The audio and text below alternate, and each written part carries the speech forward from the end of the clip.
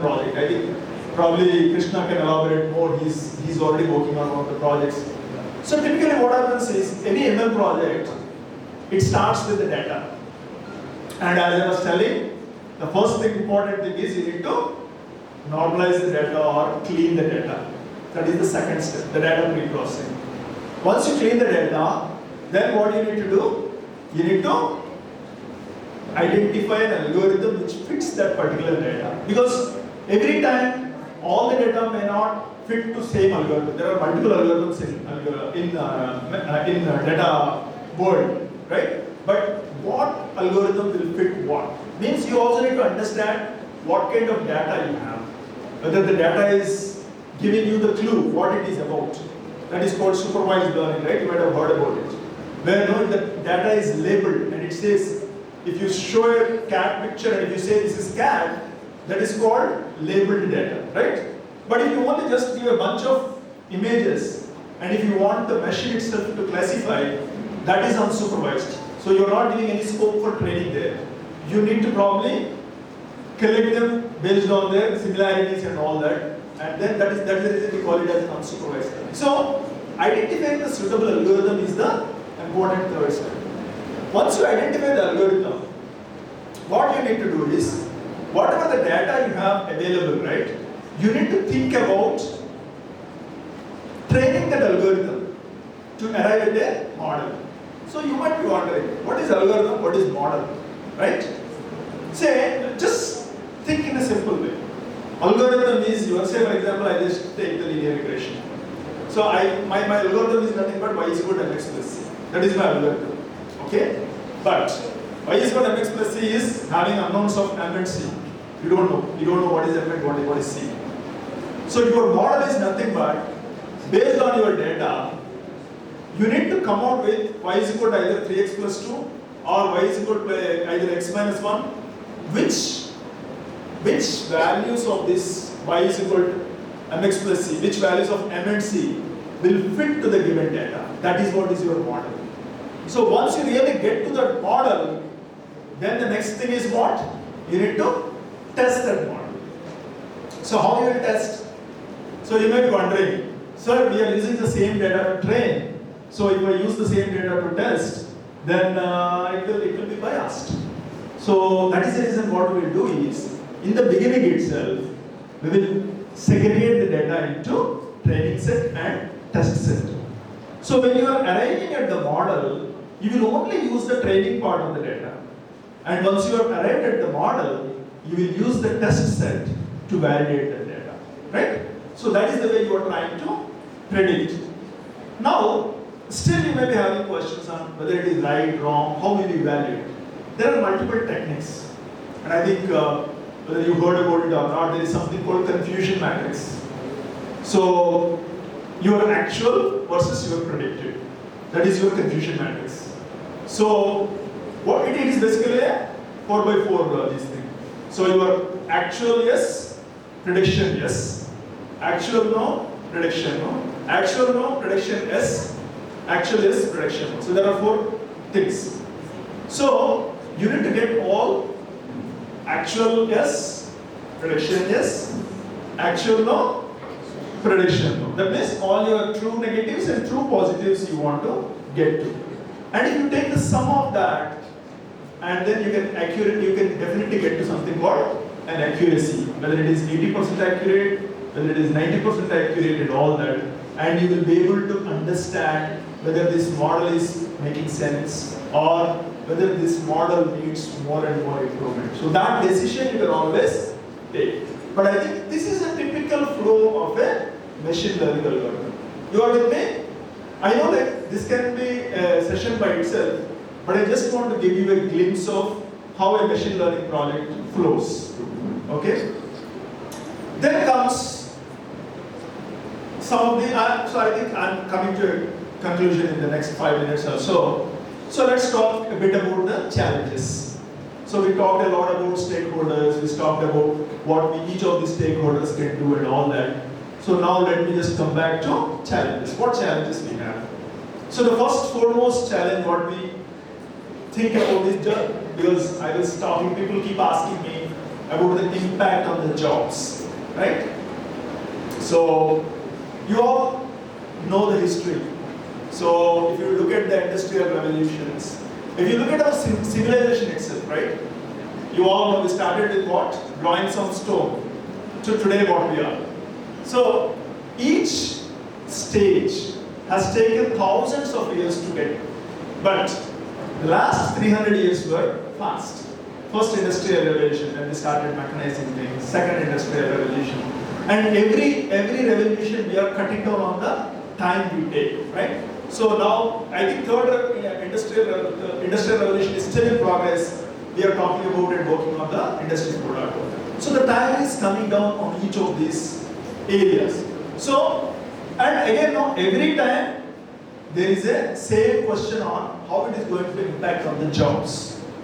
But, so what I can tell is, again, this is my perspective, my belief is, yes, there will be some hardships, but that can be interim. That can be interim for some time.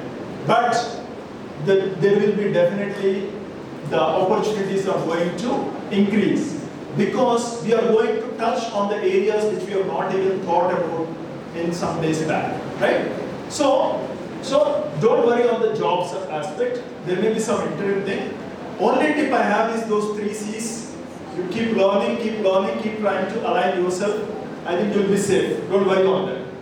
The second thing is the transition from transition to AI.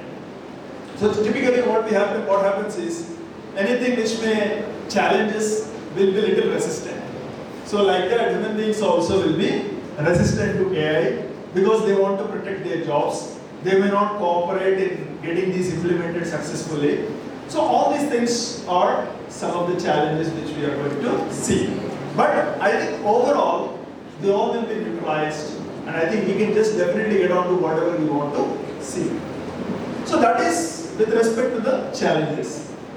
Now, let's try to come to what is the conclusion for today, for this whole conversation. So we discussed a lot about all these things, right? And what I can say is, all this can make sense. So I think just a recap, we discussed about some of the use cases. We discussed about the relevance of AI today. We discussed about the stakeholders, right? And we discussed about the challenges. And now we are coming back to what is that which will really make the artificial intelligence more and more beneficial to the society. So, as long as we work on some of the basic needs of be it education, be it healthcare, right, poverty, if you really can help in doing infrastructure, if it really can help on solving some of these basic problems, I think that is the real benefit or real value addition from the artificial intelligence. And again, this may vary from country to country. And again, we cannot just say that whatever works in US will work in India.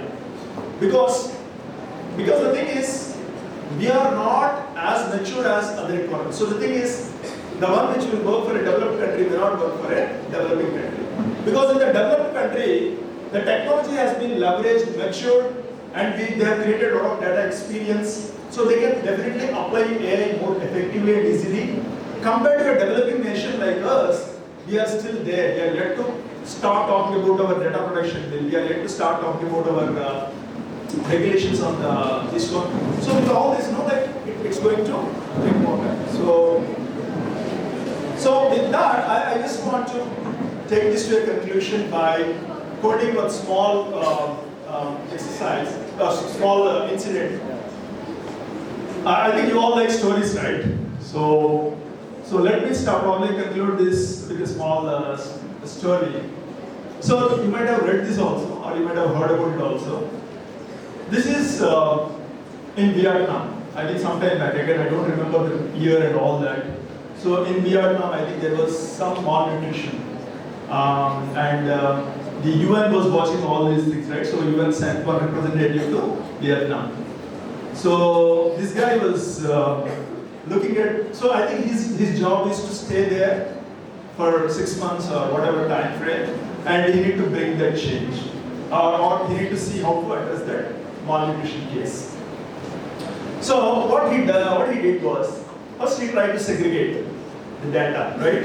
So he was trying to think about whether this malnutrition is only in the rich people or in the poor people. So to the extent possible, rich people are more in terms of feeding their children and all that in a good way. So they're all safe and secure, maximum, to the max extent. So he tried to just isolate that, take away the data part, take only the poor people, poor set of people. And in the poor set of people also, they try to look at even poor and being healthy. So do we have any such cases? So I think now he got an interesting observation, right? Within this poor set of kids also, some kids are really maintaining their health very well. And only some of them are malnutrition. So affected by that. So what he did was, he tried to do a little more deep dive or a little more analysis on the kids who are really maintaining their health, their nutrition, in spite of being poor. So they did understand what their mothers are really doing, how they are feeding their kids. So some of the interesting aspects what he observed was, one is these mothers are trying to use whatever possible from the nature. In the sense they are trying to pluck some leaves from the forest and use it in, by cooking. And they're also going into the farm, agricultural fields, and picking some small shrimps which are available and putting in while cooking that. These are some of the things they observed. The third thing is, while serving also, they are just stirring it well and then trying to serve to the kids as they get a mix of all these ingredients, right? So this is the way. So that is what he observed, and he tried to extend this to the other poor kids at the beginning, and he was able to see the success and all that. So what is it I'm trying to tell here is like, again, this data is an important thing, and you have seen the classification here. You have seen how the data got classified and how we were able to see some success and see some results from this. So guys, this is what is about artificial intelligence. So try to be sensitive to your data, and don't worry about job impacts and all that. As I mentioned, this is a small phase, interim phase, and we'll still, we have seen this in all the industrial revolutions, and we were able to overcome these things. So I think we'll be able to do that here also. And carry your human aspect. I think somebody was telling in the student talk also, right? The human aspect of being, what do you call, paying your emotions, your true emotions, your passion, all these things will really make you different from a profession. With that, I'll be signing off, and thanks for your patience. And thanks to the college management again for giving me this opportunity. And hope some of these things are really help you in terms of taking your journey on the artificial intelligence to future. Thank you. Guys, if you have any doubts, you can ask